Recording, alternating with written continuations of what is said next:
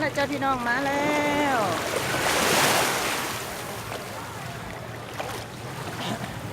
ถ้าพี่น้องยางทะเลเหรอจ้า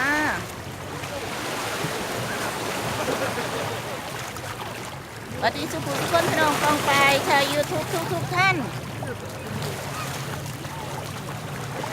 สาวบนโคโลโซขอต้อนรับเข้าสู่ช่องสาวบนโคโลโซวันนี้พาเที่ยวนะคะอาหารพัทยาอาหารโลมาปลาตองพัทยาว่าอุปากนอกปากพี่น้องค่ะพี่น้องมายังทะเลช่วงเวลาเย็นๆเนี่ยลมตกน่ะแดดลมตกแล้วเสียงคลื่นเสียงสุดยอดพี่น้องมีฟีฟ้ามาบดบังตะเวนไห้ใครเติบอยู่ช่วงแรง4 โมง5 โมงแรงนะพี่น้อง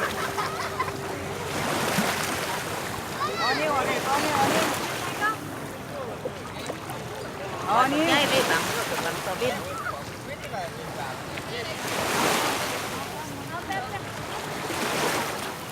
พอลงในน้ำดอกจ้ายุฟังนี่แหละแต่ว่าพื้นตีมาตะละบาดกับเปียกไปเครื่องโตแล้วล่ะ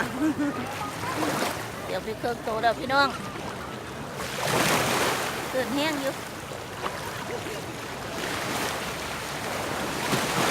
อันบางภาพหมุนไปหมุนมาจับกล้องกะสีบางภาพกะสีมืดแน่น้องค่ะเพราะว่ามันกะย้อนแสงแน่จังสินะถ่ายแม่งสีกะเต็มน้อยเราว่างอยู่ยานกับของลมว่าไม่ยังหรอกคืนมันแห้งนะพี่น้องเพราะว่ายางอยู่กับชายทะเลโอ้ยเดี๋ยวคืนตะละบาด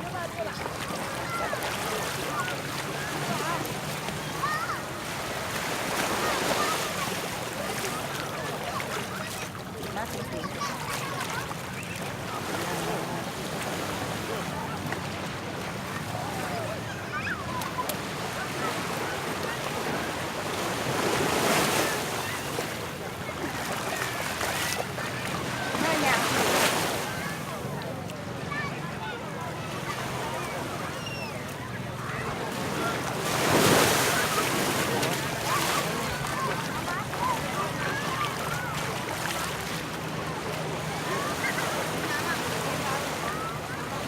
นอนอยู่เพิ่มชายหาดบนชายหาดกระไรอยู่ในน้ำกระไรพี่น้องหัวกันสมอกเซงแมกยุ่นมันเป็นหยังด้วยนะหัวก้นเลยกันสมอกเซงแมกยุ่น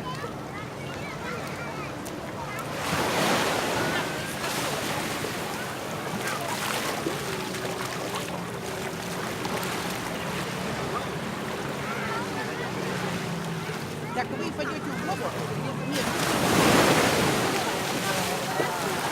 ฝรั่งคูนนี่กันนะเล็กหน่อยฝรั่งกันนะVad är det?พี่น้อง Vad är det? หมาฮัก Vad är det? Vad är det? Vi bara skjuter เฟดไหมจ๊ะลูกฝรั่งเฟดคืน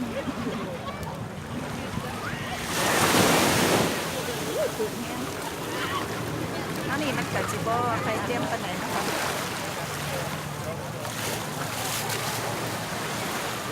ฮักนะพี่น้องเห็นไหมฮักมากเลยอ่ะ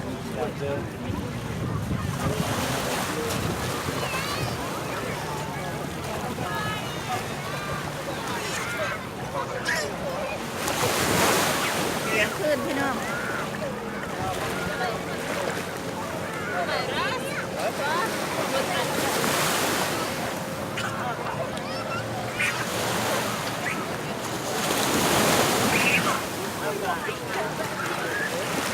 ขายให้ดีพี่น้อง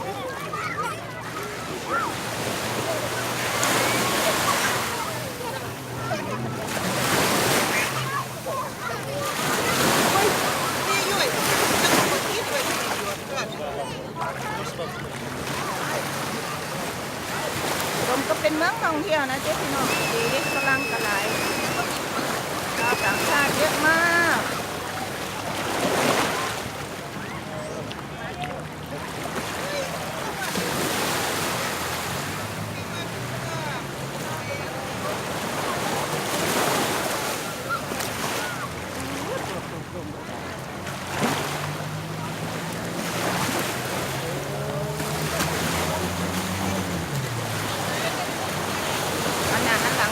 ฝ่าวินหัวเด้อพี่น้องเด้อ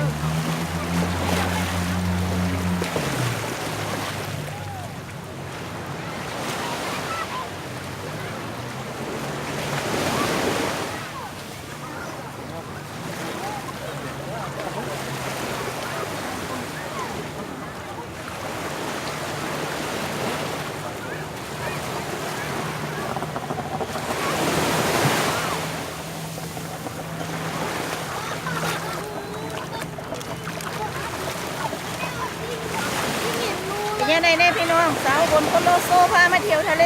มวนบ่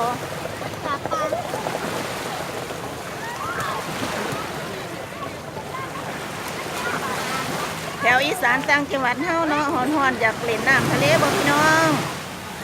มันอยากเล่นน้ำทะเลดอกมีโอกาสมาเด้อมาภูเก็ตไปเด้อสาวบนสิพาเล่นสิพามาเล่นวันเที่ยวเพื่อจะพี่น้องเพราะว่าจะเป็นห้างร้านอาหารการกินเนาะไปย่างตากแอหรือว่าย่างเที่ยวตลาดอาหารทะเล หรือว่าจะมาเที่ยวชายทะเลเนาะนี่หลายบอนนะคะสถานที่ท่องเที่ยวสมกับเป็นเมืองท่องเที่ยวแหล่งท่องเที่ยวของชาวต่างชาติที่ดีเด้พี่น้อง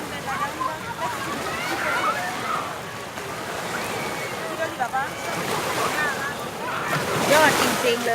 ยคนเด็กหน่อยมันเล่นเอ็นจอยกันขนาดนี้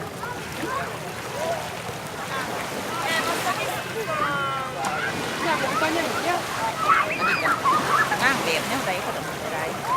มันใส่หันหัวอยู่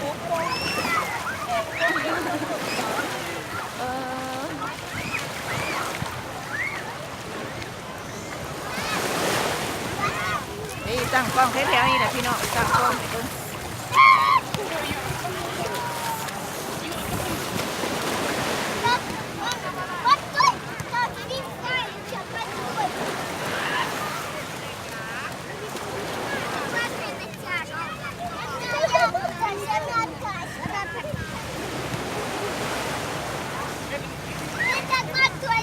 คนกล้วย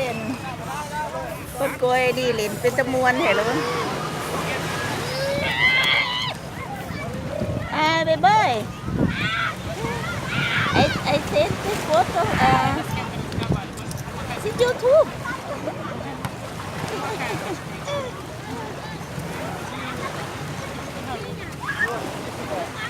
หลินดีหลินหาดไส้คนเบิ่งพี่น้องเบิ่งเจ้านั่นสิบินไหนนั่นนี่บัดนี้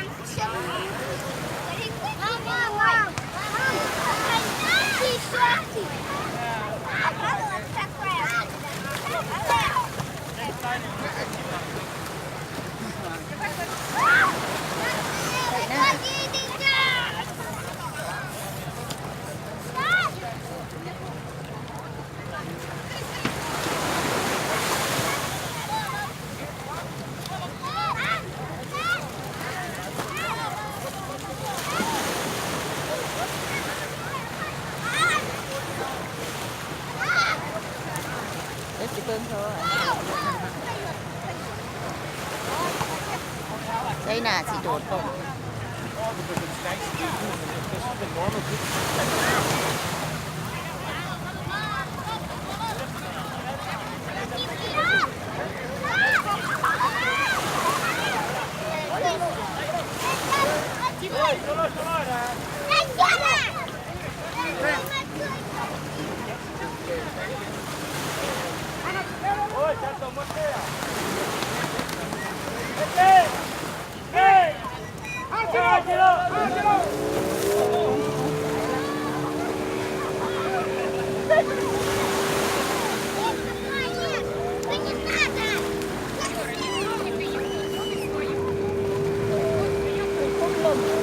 อาชีพอีกจ้ะ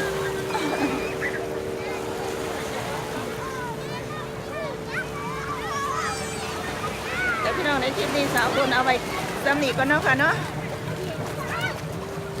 เดี๋ยวจะอัดคลิปใหม่ให้เบิ่งมันยาวหลายเดี๋ยวมันสิโหลดก็ได้นะพี่น้อง